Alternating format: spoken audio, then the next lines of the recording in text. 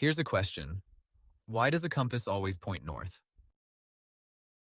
By the end of this, you'll understand a force strong enough to guide ships across oceans. The answer is magnetism, an invisible force that every magnet gives off. Let's make this make sense. There are three things to know. 1. Every magnet has two poles, north and south. 2.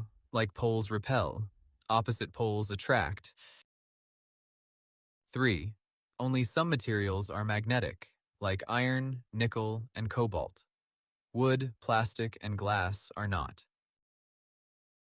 But here's the part most people never actually see. We can actually see a magnetic field using iron filings. Watch them snap into place.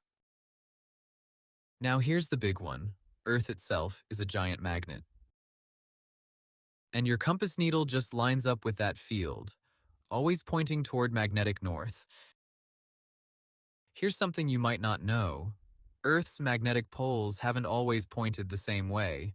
North and south have completely flipped many times throughout our planet's history. So that invisible pull, deep inside our planet, that's exactly why your compass always points north. That's it explained.